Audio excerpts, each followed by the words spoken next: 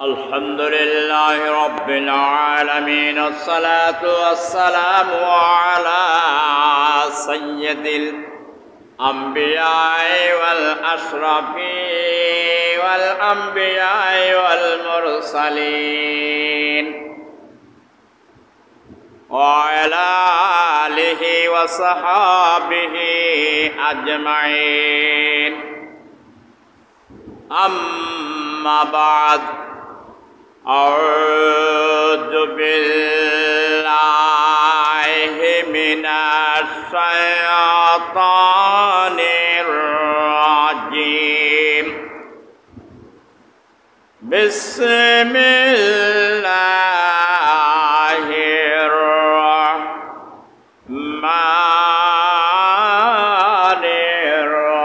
الرحيم لا أقسم بيوم القيامة ولا أقسم بالنفس اللوامة أيحسب الإنسان أن لن نجمع عظاما بلى قادرين على نصوب بنانا بل يريد الإنسان ليفجر أمامه يسأل أيان يوم القيامة فإذا برق البصر وخسف القمر وجمع الشمس والقمر يقول الإنسان يومئذ بما قدمت وأخر صدق الله العظيم وعن عبد الله بن عمرو رضي الله تعالى عنه أن النبي صلى الله عليه وسلم قال الصيام هو القرآن هو يشفعان للعبد يوم القيامة يقول الصيام أي رب منعت طعامه وشاءته بالنهار فشفعني ويقول القرآن أن منعته نومه بالليل فشفعني فيه قال فيشفعني رواه مسلم إن الله وملائكته يصلون على النبي يا أيها الذين آمنوا صلوا عليه وسلموا تسليما محبة সঙ্গে জোরে সরে اللهم سيدنا مولانا محمد وعلى آله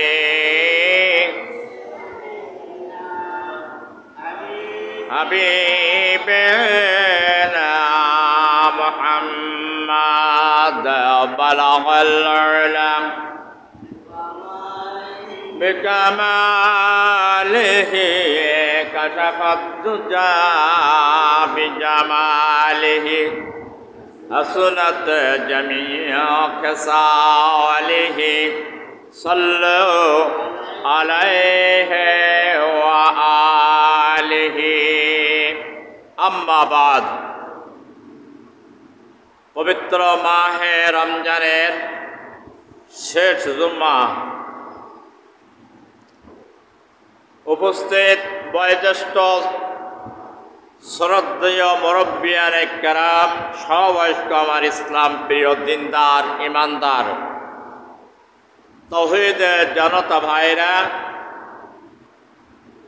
গৃহকর্মে অবস্থানরত সম্মানিতা সরলা সাধবী মা ও বোনেরা ও আমার স্নেহভাজন কচি ও কাছারা, আসসালামু আলাইকুম ওয়া রাহমাতুল্লাহি ওয়া বারাকাতুহু।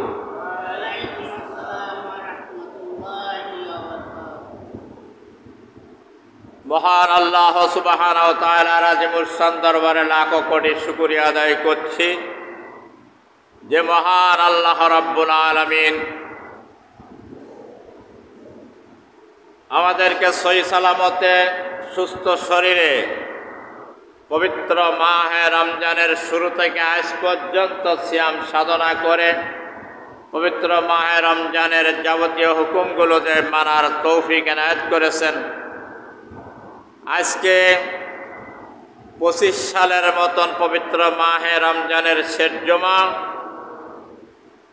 আল্লাহ রাব্বুল আলামিন দুনিয়ার কর্মকে বর্জন করে যথাসময় সর্বোচ্চ স্থানে আসন গ্রহণ করে মহাগ্রন্থ কোরআনে কারিম থেকে তেলাওয়াত করার এবং শোনার যে সুযোগ করে দিলেন, এই জন্য জবান খুলে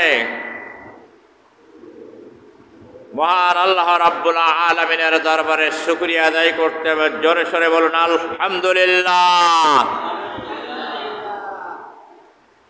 অগণিত দরুদ ও সালাম, রহমত, কল্যাণ, শান্তি ও মহিমা বর্ষিত হোক সর্বকালের সর্বযুগের মহান নেতা, মানবতার মুক্তির কাণ্ডারি, শাফিউল মাহশার, শাফাআতের কাণ্ডারি, মদিনায়ে তাজেদার, আখির জামানার নবী জনাবে মুহাম্মদুর রাসূলুল্লাহ, সকলেই বলুন সাল্লাল্লাহু আলাইহি ওয়াসাল্লামের উপরে বর্ষিত। মহাগ্রন্থ কোরআনে কারিম 29 পারা সূরাতুল কিয়ামা, সূরা নম্বর হলো 75, আয়াত নম্বর হলো 40। এই সূরার প্রথম অংশের 13টি আয়াতে কারিমা আমি তেলাওয়াত করেছি। বিশ্বনবীর জীবন আদর্শ থেকে আমি একটি হাদিস তেলাওয়াত করেছি। ইনশাআল্লাহ তাআলা আল্লাহ সুবহানাহু ওয়া তাআলা যদি তৌফিক যদি এনায়েত করেন, তাহলে অল্প সময়ের ভিতরে মানুষের পরকালের মুক্তির জন্য কিছু মৌলিক বিষয় আমি উপস্থাপন করব ইনশাআল্লাহ তাআলা। আল্লাহ রাব্বুল আলামিন একজন তার গোলাম হিসাবে পবিত্র মাহে রমজানের সিয়াম পালন করার যে সুযোগ আমাদেরকে দিলেন, আমি তো মনে করছি আমার মতন একজন দুর্বল অসুস্থ মানুষ যে রোজা রাখতে পারবে, এটা আমার তো ভরসা ছিল না। তো মহান আল্লাহ রাব্বুল আলামিনের কুদরতের নজরে তাকানোর কারণে আল্লাহ তাআলা আমি রাখতে পেরেছি এবং সকল মুসলমানই রাখতে পেরেছে এইভাবে। এই জন্য আল্লাহর কাছে আরেকবার শুকরিয়া আদায় করতে বলুন আলহামদুলিল্লাহ। পবিত্র মাহে রমজান ফরজ হয়েছিল মানুষের গুনাহকে মাফ করানোর জন্য। মান সামা রমাদানা ঈমানান ওয়া ইহতিসাবান গুফিরা লাহু মা তাকাদ্দামা মিন জানবিহি। সহিহ বুখারীর হাদিস, আবু হুরায়রা বর্ণনা করেছেন, ঈমান আমলের সঙ্গে যে ব্যক্তি রোজা রাখবে তার পূর্ববর্তী এবং পরবর্তী গুনাহসমূহ আল্লাহ মাফ করে দেবেন। সুবহানাল্লাহ কোন। তো আল্লাহ তাআলা আমাদের যে রাখার তৌফিক দিয়েছেন, রোজার হক আদায় করে, মহান আল্লাহ রাব্বুল আলামিন সূরা আলার 14 নম্বর আয়াতে বলেছেন, কদ আফলাহা মান তাযাক্কা ওয়া যাকারা ইসমা রাব্বি ফাসাল্লা। যে ব্যক্তি পবিত্র রমজান সিয়াম সাধনা করে তার আত্মাকে পরিশুদ্ধি করতে পেরেছে, সেই ব্যক্তি সফলতা অর্জন করেছে। আবার বলেন সুবহানাল্লাহ। আর যে ব্যক্তি তার আত্মাকে পরিশুদ্ধি করতে পারেনি, পুত পবিত্র করতে পারি নাই, সে ব্যক্তি মনোরথ হয়েছে এবং ব্যর্থ হয়েছে। পবিত্র মাহে রমজান জাহান্নামের ঢাল। বৃষ্টি থেকে বাঁচার জন্য যেমন ছাতি ব্যবহার করা হয়, রৌদ্র থেকে বাঁচার জন্য যেমন ছাতি ব্যবহার করা হয়, সূর্যের তাপ থেকে, জাহান্নামের আগুন থেকে বাঁচার জন্য ঢাল বা ছাতি হচ্ছে পবিত্র মাহে রমজানের রোজা, যদি কেউ রোজার পবিত্রতা রক্ষা করতে পারে। শুধু তাই নয়, আমার আল্লাহর নবী বলেছেন, যদি কোন ব্যক্তি মান সামা ইয়াওমান ফি সাবিলিল্লাহি বাদাল্লাহি ওয়াজহুহু আনিল্লাহু সাবিনা খরিফা। সহিহ মুসলিমের হাদিস, কোন ব্যক্তি যদি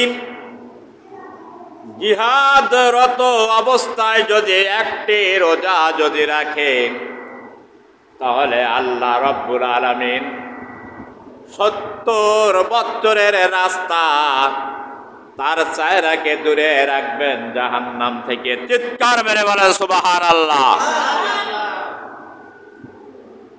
জিহাদরত অবস্থায় যদি একটা রোজা যদি কেউ রাখে, তাহলে 70 বছরের রাস্তা তার চেহারাকে জাহান্নামের আগুন থেকে দূরে রাখবেন। তাহলে 30টা রোজা যদি রাখে, 70 দিয়ে যোগভাগ দিয়ে দেখো কত হাজার বছর।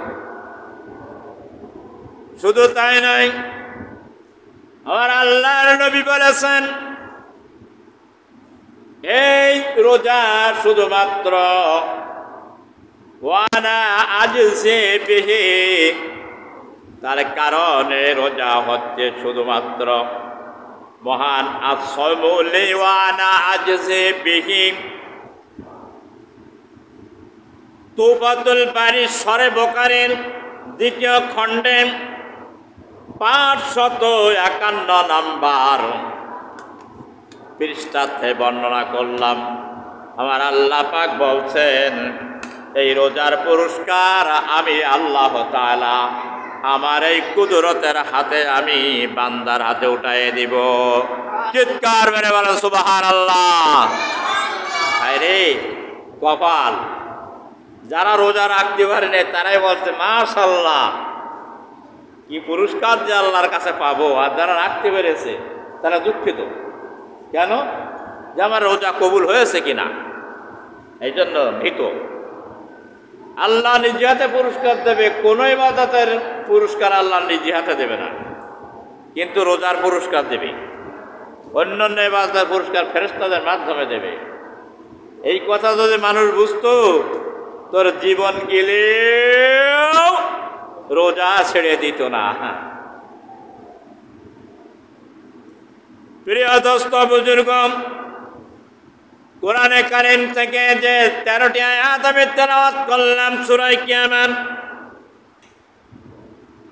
ব্যাখ্যাগুলো বলবো। আল্লাহ শুধু নিজে হাতে বান্দার পুরস্কার তো দিবেন না, বান্দার বিশেষ একটা পুরস্কার দেবেন। সেই পুরস্কারটার নাম হলো রায়্যান। সেই পুরস্কারটার নাম কি? রায়্যান নামক জান্নাত। জান্নাতের কয়টা দরজা? আরো জোরে কয়টা? এক এক দরজা দিয়ে এক এক প্রকারের মানুষ ঢুকবে, কিন্তু রায়্যান নামক জাহান্নামের দরজা দিয়ে শুধুমাত্র রোজাদার ছাড়া আর কেউ ঢুকতে পারবে। মহান আল্লাহ রাব্বুল আলামিন সূরা কিয়ামায় বলছেন, লা উকসিমু বিয়াউমিল কিয়ামাহ, আমি শপথ করছি কিয়ামতের দিবসের। আল্লাহ পাক নিজে বলছেন, আমি শপথ করছি কিয়ামতের দিবসের। শপথ করে মানুষ কখন? যে কোনো একটা গুরুত্বপূর্ণ কথা বলার জন্য শপথ করে, আল্লাহর কসম করে বলছি অমুক জিনিসের কসম করে বলছে, জিনিসটার গুরুত্ব বোঝানোর জন্য কসম খায়। আল্লাহ কসম খাচ্ছেন কেন? জিনিসটার গুরুত্ব, ওই দিবসটার গুরুত্ব বোঝানোর জন্য কসম খাচ্ছেন।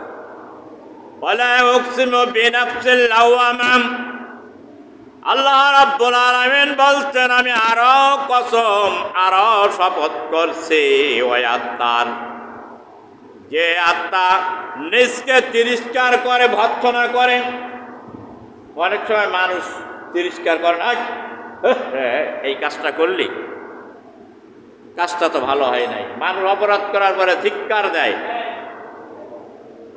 ধিক্কার দেয়। আল্লাহ পাক ধিক্কার দিয়ে বলছেন, ওই আত্মার কসম করে শপথ করে বলছি, বিন নাফসিল লাওয়ামা, ওই যে লাওয়ামা, যে নাফসের কথা কালকে বলছিলাম, 3 প্রকারের নফস। লাওয়ামা নফস হলো 2 দিক থাকে, ভালোর দিকে থাকে, খারাপের দিকেও থাকে। কারণ বলে ভালো কাজ কর, আবার খারাপ কাজের প্রেরণা যোগায়।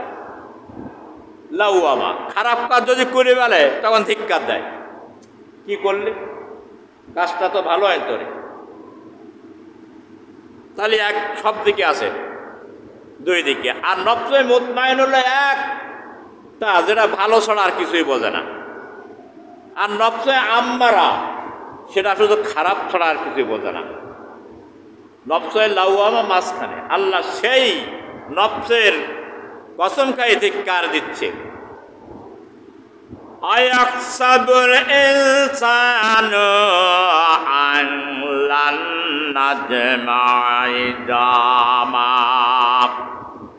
মানুষকে মনে করে আমি তার হাড় সমূহকে একত্রিত করতে পারবো না। মানুষ মনে বলে, নাস্তিকেরা বিশ্বাস করে না আল্লাহকে, কিয়ামত বিশ্বাস করে না, মানুষ যে আল্লাহ তৈরি করেছে বিশ্বাস করে না, মানুষ যে মৃত্যু হয়ে মাটির সঙ্গে মিশে যাবে বিশ্বাস করে না, এবং কিয়ামতে উঠবে, নাস্তিকেরা এরা বিশ্বাস করে না। নাস্তিক হলো যারা আল্লাহর কোনো ইবাদত করে না, এরা হলো নাস্তিক। আর আস্তিক হলো যারা আল্লাহর ইবাদত করে।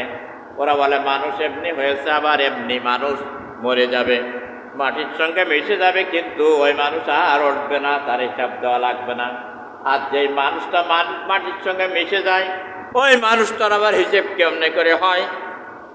প্রশ্ন না, নাস্তিকের প্রশ্ন। আল্লাহ রাব্বুল আলামিন বলছেন যে আমি মানুষকে একত্রিত, মানুষকে মনে করে যে এই হাড্ডি মাংস মাটির সঙ্গে এটা একাকার হয়ে যাবে, একত্রিত।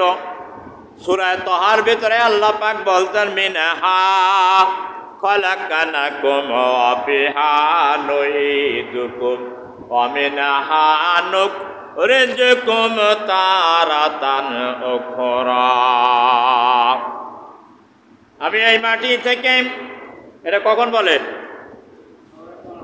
হ্যাঁ, মানুষ যখন মাটি দেয়, মাটি যখন দেয়, যে মাটি দেওয়ার সময় কবরে এই কথা বলে, কি বুঝায়? আল্লাহ পাক বলছেন, এই মাটি থেকে আমি মানুষ সৃষ্টি করেছি, আবার এই মাটির নিচে মানুষকে নিয়ে যাব, মাটির সঙ্গে আবার একাকার করে দেব, তোর চিহ্ন থাকবে না। আবার ওই মাটির থেকে আমি হুবহু ওই রকম মানুষ আমি উখরা বাইর করব। খলাকনাকুম ওয়া ফিহা নুঈদুকুম ওয়া মিনহা নুখরিজুকুম তারাতান উখরা, হাসরের ময়দানে তার আবার উঠাবো। তাহলে আল্লাহর ক্ষমতা আছে না নাই? কতক্ষণ ঘুমেন না? আছে। কোরআন শোনেন আর এদিক তাকান, গল্পের কথা নয় যে গল্প কথা হলো ঘুম আসছে, মসজিদে যে ঘোরায়। জীবন্ত কোরআনের কথা যা কোনোদিন একটা মানুষের অস্বীকার করলে তার ঈমান থাকবে না, কাফের ব্যবস্থা মৃত্যুবরণ করবে। আল্লাহ রাব্বুল আলামিন বলছেন, শোনো, মানুষ যেন এটা ধারণা করে না যে আমি তার হাড্ডিগুলো একত্রিত করতে পারবো না এবং তার সব কিছু আমি সংগঠিত করব। 360টি জোড়া আছে দেহের ভিতরে, সব মাটির সঙ্গে মিশে যাবে। এটা আবার একত্রিত করে সেই 360টি জোড়া একত্রিত করব। বালা কাদিরিনা আলা আন নুসাব্বিবা বানানা। আল্লাহ পাক বলতেন আমি অবশ্যই তা আঙ্গুলের অগ্রভাগ পর্যন্ত সেটা আমি পূর্ণ সুবিন্যস্ত করতে সক্ষম। এই আঙ্গুলের মাথা পর্যন্ত আমি তৈরি করতে পারবো। অন্তর একটি অঙ্গ কোনো জায়গায় বাদ যাবে না, হুবহু সেই মানুষটা আমি বানাই তুলব হাসরের ময়দানে। বাল ইউরিদুল ইনসানু লিয়াফজুরা আমামা। বরং মানুষ তার ভবিষ্যৎ জীবনেও পাপাচার করতে চায়। এই কথা জানার পরেও, এই কথা শোনার পরে মানুষ তবু তার ভবিষ্যতে সে তার অগ্রযাত্রাকে ক্ষান্ত করে না, গোনা করতে থাকে, পাপ করতে থাকে, পাপাচার করে। এটা বিশ্বাস করে না যে আল্লাহ পাক মৃত্যু দেবেন, আবার মাটির সঙ্গে মিশাই দেবেন, আবার উঠাবেন, হাসরের ময়দান হবে। এটা কিন্তু বিশ্বাস করে না, এই জন্য পাপাচার করতে থাকে। তা আল্লাহ পাক বলছেন যে পাপাচার মানুষ করতেই থাকে। ইয়াসালু আয়ানা ইয়াউমুল কিয়ামাহ।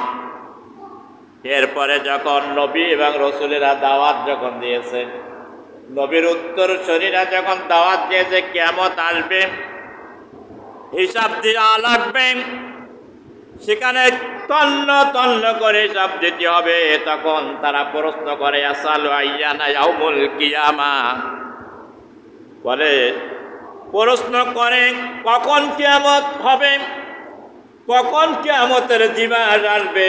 ঠাট্টা করে আর বিদ্রোহ করে, বলে সেই কিয়ামত কবে আসবে। আমরা যখন ওয়াজ করি, এক শ্রেণীর মুসাল্লি আছে ঠাট্টা করতে করতে বাড়ি চলে যায়।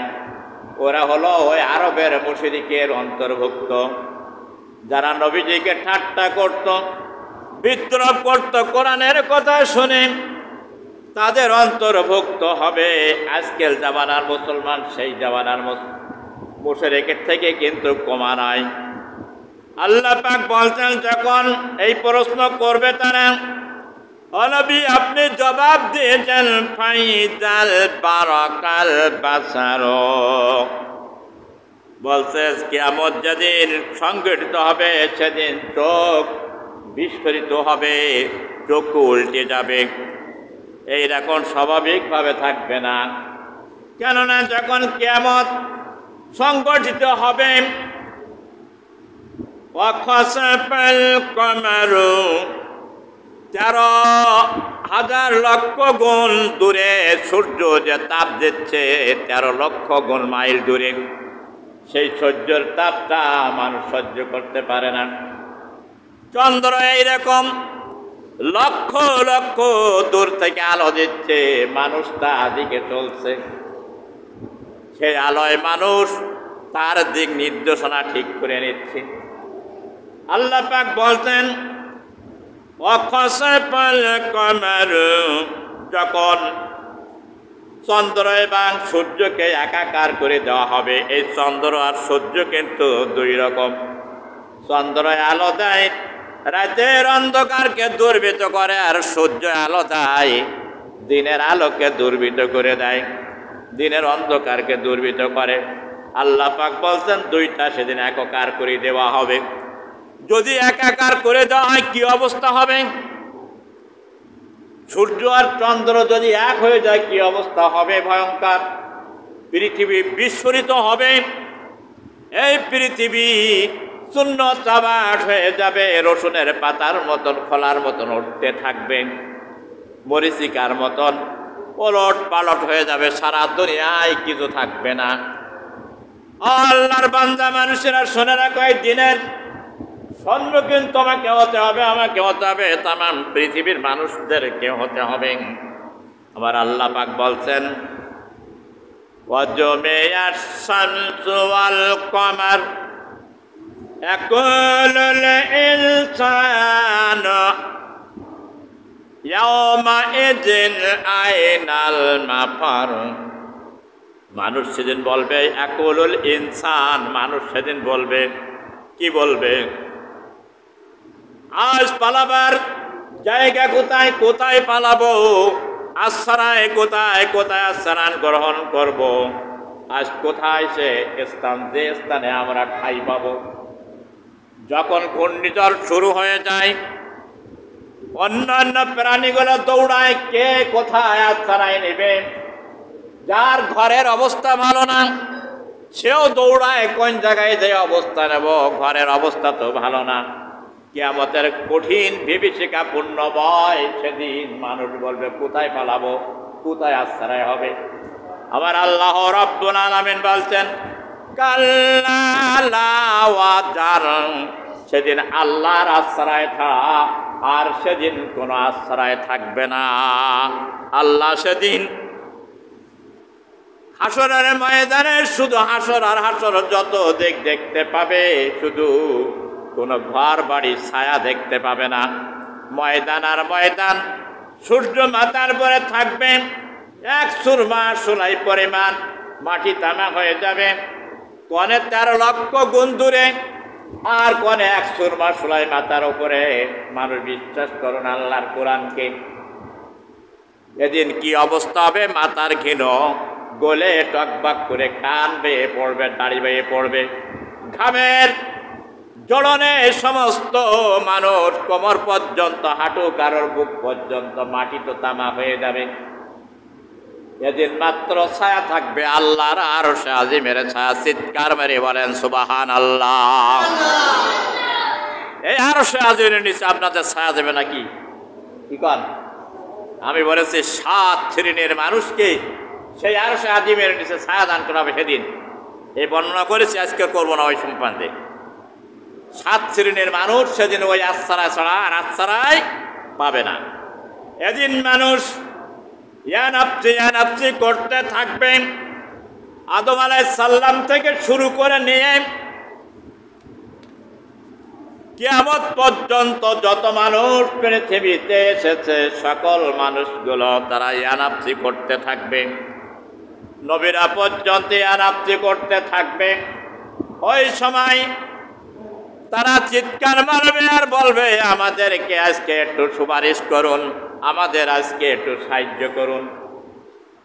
আদম আলাইহিস সালাতু ওয়াস সালামের কাছে যাবে, তিনি বলবেন, আমি পারবো না, আমি আল্লাহর কাছে অপরাধী। আল্লাহ নিষেধ করলো, গন্ধম খাতে খেয়ে বসেছি, তোমরা যাও নূহ আলাইহিস সালামের কাছে। নূহ আলাইহিস সালামের কাছে যাবে, নূহ আলাইহিস সালাম বলবে, আমি আল্লাহর কাছে অপরাধী। নবীদের ভাষা শোনেন, বলে, আল্লাহ আমার কেনানকে ডাক দিতে নিষেধ করেছিলেন, আমি তার ডাক দিয়েছিলাম। এরপরে যাও তোমরা ঈসা আলাইহিস সালামের কাছে। এরকম সব পয়গম্বরের কাছে পাঠানো হবে, সব পয়গম্বর একই রকমের জবাব দিবে, আমি অপরাধী। ইব্রাহিম আলাইহিস সালামের কাছে পাঠাবে, ইব্রাহিম সালাম বলবে, আমি আল্লাহর কাছে অপরাধী, কারণ আমার কীর্তিদের সন্তান বলা হয়েছিল, আমি কীর্তি হত্যা করেছিলাম। এরপরে ঈসা আলাইহিস সালামের কাছে যাও, ঈসা আলাইহিস সালাম বলো, আমি আল্লাহর কাছে অপরাধী, তার কারণ খ্রিস্টানরা বলেছে আমি নাকি আল্লাহর পুত্র। এই জন্য আল্লাহর অপরাধী। তোমরা যাও বিশ্ব নবী মুহাম্মদুর রাসূলুল্লাহ সাল্লাল্লাহু, সবাই বলেন সাল্লাল্লাহু আলাইহি ওয়াসাল্লামের নিকট।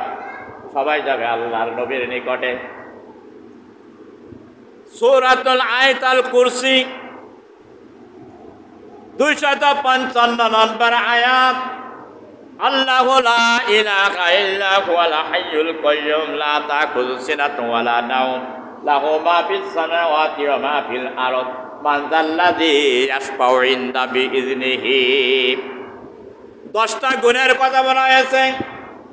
এই আয়াতুল কুরসির ভিতরে একটা গুণ হচ্ছে যে কিয়ামতের ময়দানে একমাত্র শাফাআতের অধিকারী, শাফাআতের হুকুম একমাত্র পাবেন বিশ্ব নবী তাজেদারে মদিনা মুহাম্মাদুর রাসূলুল্লাহ, বলুন সাল্লাল্লাহু আলাইহি ওয়াসাল্লাম। তিনিই পাবেন শাফাআত করা, একটা কোনো নবী পাবে না। সেদিন তিনি উম্মতের জন্য সেজদায় পড়বেন, 1 নম্বর শাফাআতকারী। বিশ্বনবী। 2 নম্বর সামাদকারী হবে ওই কঠিন মুসিবতের দিনে। আমি তো গত সপ্তাহে বলেছিলাম, যদি কেউ আল্লাহর কোরআন যদি শেখে, হালালকে হালাল আর হারামকে হারাম জেনে যদি সে আমল করে, তাহলে তার পরিবারের মধ্যে, বংশের মধ্যে 10 জনের যাদের জন্য জান্নাত ওয়াজিব হয়ে গেছে তাদের জন্য শাফাআত করে জান্নাতে নিতে পারবে। সুবহানাল্লাহ কোন। 2 নাম্বার। 3 নম্বরে হচ্ছে যে ওই কঠিন মুসিবতের দিন আপনি যে রোজা রেখেছেন, আজকে এই 1টি মাস রোজা রাখলেন, জীবনভর যে রোজা রেখেছেন। ওয়ান আব্দুল্লাহ ইবনে আমর রাদিয়াল্লাহু তাআলা আনিন নবী সাল্লাল্লাহু আলাইহি ওয়াসাল্লাম قال صيامه والقرآنه يقول يشفعان للعبد يوم القيامة। কিয়ামতের ময়দানে শাফাআত করবে। 3 নম্বরে হলো রোজা। 3 নম্বরে এই রোজা শাফাআত করবে। কি শাফাআত করবে বলবে আল্লাহ। ক্বালা সিয়ামু ওয়াল কুরআন। রোজা বলবে রব্বুল আলামিন, রোজার আজকে আকৃতি নাই, আকার নাই, নিরাকার রোজা। রোজায় দেখা যায় নাই। কিয়ামতের দিন আকার ধারণ করবে, আল্লাহর দরবারে সুপারিশ দাঁড়াই যাবে। আল্লাহ রাখো, এই বান্দাকে আমি দিনের বেলায় যাবতীয় খাদ্য দ্রব্য থেকে আমি তার বিরত রেখেছিলাম। ওয়ারতান আসমানে লিল আবদি ইয়াকুলু সিয়ামু রব্বি মানাতুত তাম। তাম মানে খানা। ওয়াশওয়াত দুনিয়ার যত তার নফসের খায়েশ ছিল, খেলাধুলা, যৌনাঙ্গের খায়েশ, সব থেকে আমি বিরত রেখেছিলাম। আমি সেই রোজা।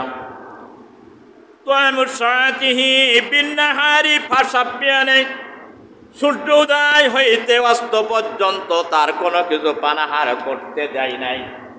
আমার শাফাআত আপনি গ্রহণ করেন। ফারসাপিয়ানে আল্লাহ তা গ্রহণ করবেন। চিৎকার মেরে বলেন সুবহানাল্লাহ। বাইরে আমার সেই রোজা, জিন্দা রোজার দরকার আছে না নাই? সেই রোজা থাকার দরকার। আমরা যে রোজা রাখি, আমি তো মনে করি কোরআন হাদিসের দৃষ্টিকোণ থেকে 95% মানুষের রোজা আল্লাহর দরবারে কবুল হয় কিনা সন্দেহ। মানুষ সে সত্য মেনে রোজা রাখে না। এই জন্য রোজা কিয়ামতের দিন যেমন শাফাআত করবে, তেমন কিয়ামতের রোজা তার বিপক্ষে নালিশ দায়ের করবে যে আল্লাহ আমার কিয়ামতের আমার দুনিয়ায় ধ্বংস করেছিল, আমাকে রাখি নাই। যারা রাখি নাই তারা তো বিপদগ্রস্ত, যারা রেখেছে তারা আরও বিপদগ্রস্ত হবে যদি রোজা শুদ্ধ না হয়। এই জন্য বলে ভাই, ইফতারের সময় দোয়া কবুল হয়। আল্লাহ 6টা শর্ত দিয়েছে, দোয়া করেন আল্লাহর কাছে সারাদিনের রোজাটা বিরিতা যায় কিনা। সেই সময় খাওয়ার তালে ব্যস্ত। কি কয় হুজুর, যা পারে তাই বলল, আমাদের কাজ আমরা করি। সস্তা না, অত কঠিন ব্যাপার।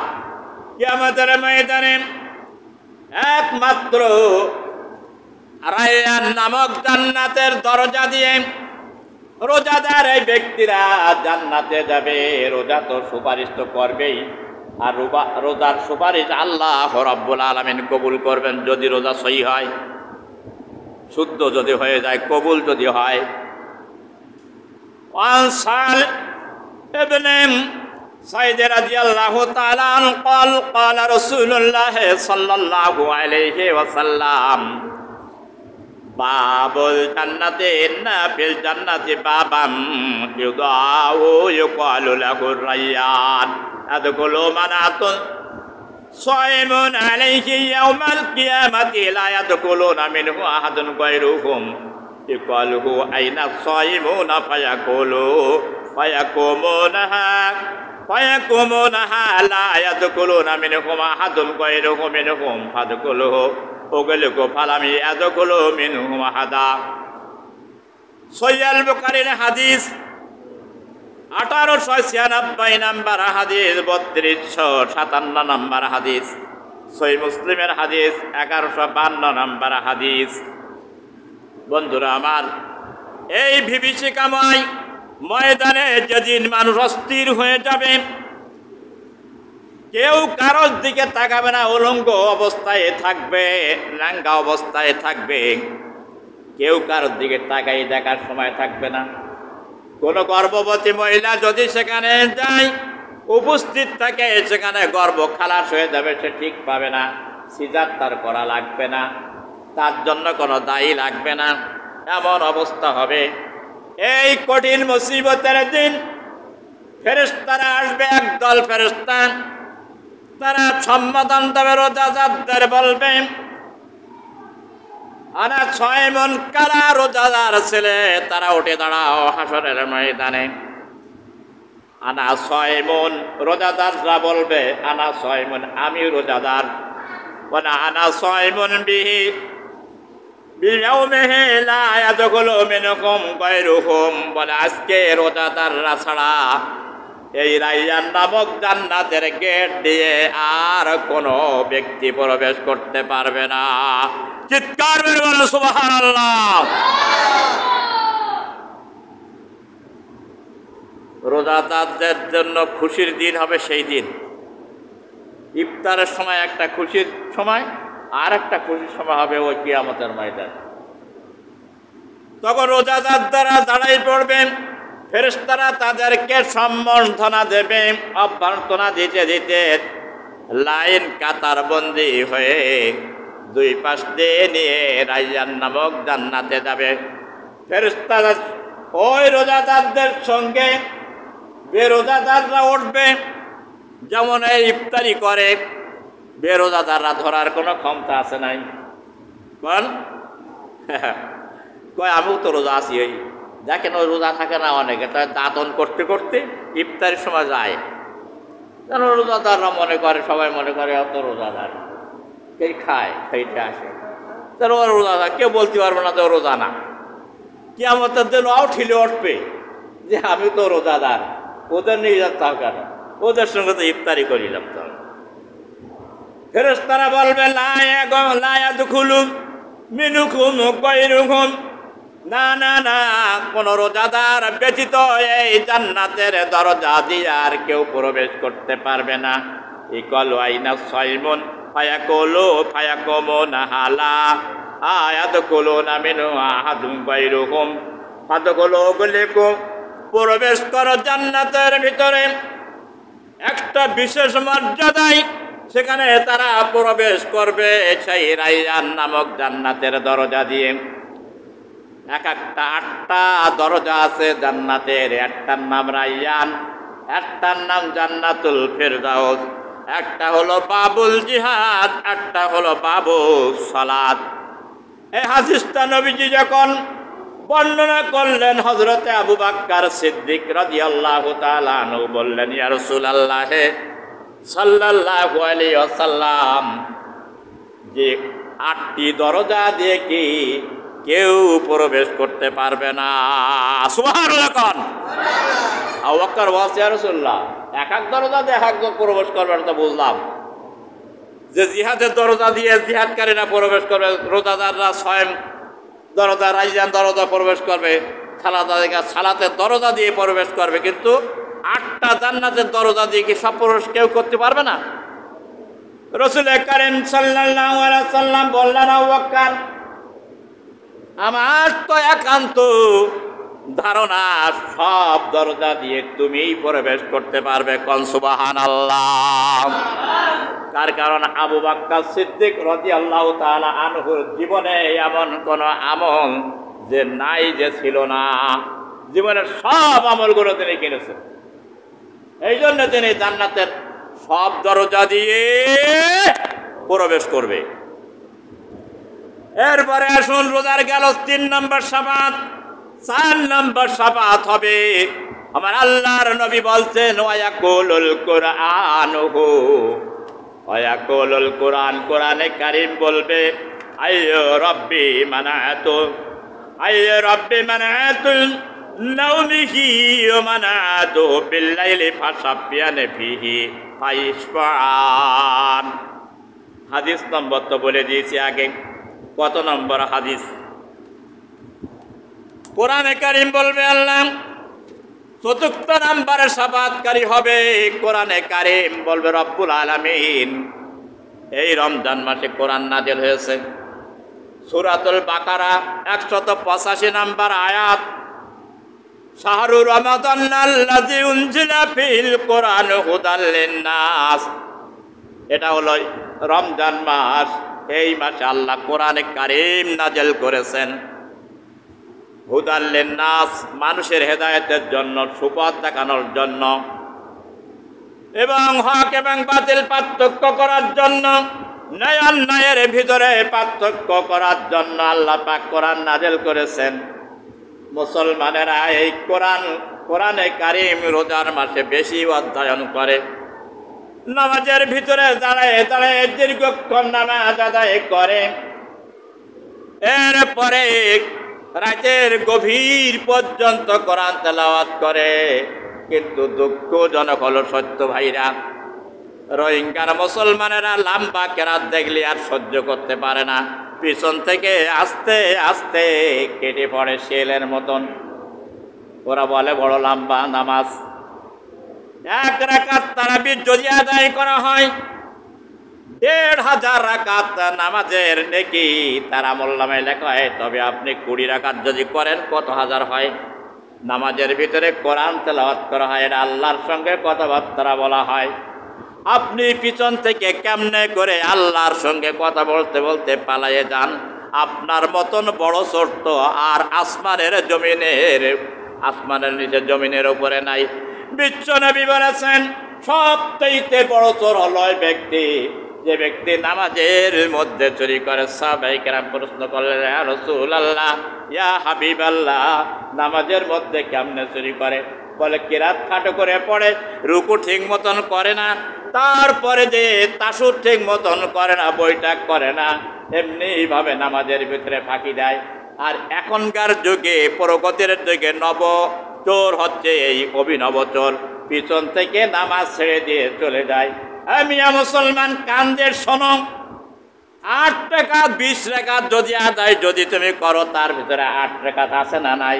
কথা বলো। কিন্তু 8 রাকাত যদি আদায় করো, 20 রাকাত তার মধ্যে আছে নাই? তাহলে হলো কি করে? তোমার সঙ্গে তো মিল হলো না। কিয়ামতের ময়দানে কোরআন তো তোমার শাফাআত করবে না। 1 নম্বর কথা শোনো, তার কারণ আমাদের ভিতরে বিশ্ব নবী কোরআন তেলাওয়াত করতে করতে পা মোবারক খুলে যেত, তুমি সামান্য দাঁড়াইতে পারো না।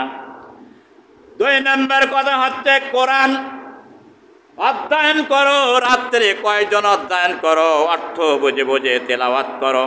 কোরআনের কতগুলো সূরা আছে মর্যাদাপূর্ণ, কে কে তা তেলাওয়াত করো বলো। এরপরে কোরআন হচ্ছে এমন একটা সুমধুর সুস্বাদু ফল, কমলা লেবু খাইতে যত সুস্বাদ লাগে, কোরআন তেলাওয়াতের মুখ দিয়ে, তেলাওয়াতকারীর মুখ দিয়ে সুঘ্রাণ বাইর হয় কমলা লেবুর মতন। কোরআন জানে অত তেলাওয়াত করে না, ওর গাল দিয়ে এমন সুঘ্রাণ বাইর হয়, মাকাল ফলের গন্ধ কোনোদিন শুনেছেন নাকি? কোরআন জানার পরেও আল্লাহর মাকাল ফল রেখেছে নাম। কোরআন কিয়ামতের ময়দানে শাফাআত করবে কাদের জন্য শোনেন? কিয়ামতের দিন বড় শাফাআতকারী কোরআন যদি দাঁড়ায় যায় মানুষের পক্ষে, আল্লাহ রাব্বুল আলামিন এই দাবি না মেনে উপায় থাকবে না। কোরআন যারা শিখেছে, সহি করে যারা কোরআন যারা পড়েছে এবং কোরআনের অর্থ যারা বুঝেছে, কোরআন যারা আমল যারা করেছে, কোরআনের আইন যারা বাস্তবায়নের জন্য জীবন যারা দিয়েছে, সম্পদ যারা দিয়েছে, অর্থ যারা দিয়েছে, কিয়ামতের দিন ওই সময় কলিজার টুকরা সন্তান কাছে দাঁড়াবে না, গর্ভধারিণী মা দাঁড়াবে না, একমাত্র এই সেই জীবন্ত কোরআন, কোরআন শরীফ উঠে দাঁড়াবে। চিৎকার মেরে বলেন সুবহানাল্লাহ। ও মুসলমানেরা, দাদির কবর কনে আর কাঁদছো কনে? কোরআন কোথায় আর তুমি কোথায়? কোরআন মাইনাস করে কোন মুসলমান জান্নাতে যেতে পারবে? আশা কোনোদিন করো না, এটা স্বপ্ন। ঘুমের ঘরে বিরিয়ানি খাওয়া যেমন স্বপ্ন, ঘুমের ঘরে হজ করে আসা যেমন স্বপ্ন, ঘুমের ঘরে প্লেন চড়া যেমন স্বপ্ন, ঘুমের ঘরে প্রধানমন্ত্রী হওয়া যেমন স্বপ্ন, তোমার ঠিক কোরআন মাইনাস করে আল্লাহর জান্নাতে যাওয়া ঠিক যেমন স্বপ্ন। এই জন্য ভাইদেরকে বলি, ও মুসলমানেরা, এটা আমার কথা নয়, আল্লাহর কসম করে আল্লাহর নবীর মেম্বারে বসে বলে যাই, আল্লাহর গোলাম, তুমিও মরবা আমিও মরব, তোমারও জবাব দিতে হবে, আমাকেও জবাব দিতে হবে, রেহাই কেউ পাবে না। আসো কোরআন পড়ি, কোরআন শিখি, কোরআন সন্তানদেরকে শিখাই এবং কোরআন অর্থ বুঝে পড়ি, কোরআন আমল করি এবং কোরআনের আইন বাস্তবায়নের সংগ্রামে শরীক হয়ে যাই। তাহলে কিয়ামতের দিন নাজাতের দরজা তোমার আর আমার জন্য খোলা থাকবে নিঃসন্দেহে। যদি এই পৃথিবীতে কোরআন বিজয় যদি না হয়, তবুও এরা পুরস্কার আল্লাহর দরবারে পাবে। আর যদি কোরআন বিজয় হয়ে যায় তাও পুরস্কার পাবে। ও আল্লাহর বান্দারা, কোরআনের ৭৪ নম্বর সূরা নিসা এবং ৭৬ নম্বর সূরা নিসার এই তাফসীরটা পড়বেন। আল্লাহ পাক বলছেন, আমার কোরআনের পথে যারা তোমরা চলবা, যদি চলতে চলতে সংগ্রাম করতে করতে যদি তোমরা নিহত হও, আমি আল্লাহ তোমাদেরকে পুরস্কার দেব। যদি হেরে যাও পুরস্কার দান করব। আর যদি কোরআনের পথে চলতে চলতে বিজয় যদি হও, কামিয়াবি হয়ে যাও, তবু আমি আল্লাহ পুরস্কার দেব। চিৎকার মেরে বলেন সুবহানাল্লাহ। এই পথে ছাড়া লাভ আর লস নাই। আর অন্য পথে যদি হেরিয়ে যায় তা হেরিয়ে গেল, লাভ ওর গোনা হবে, পুরস্কার হবে না, জিতে গেলেও আর পুরস্কার হবে না।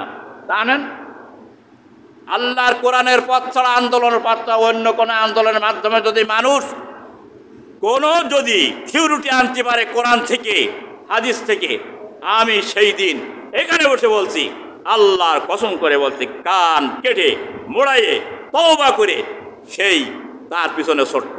শুধু কোরআনের পিছনে ছুটি এই কারণে, আমি জানি আমার কোরআন হাদিস অধ্যয়ন করে যতটুকু আমি অভিজ্ঞতা অর্জন করেছি, একমাত্র মুক্তির পথ হলো, জোরে বলেন কোন পথ?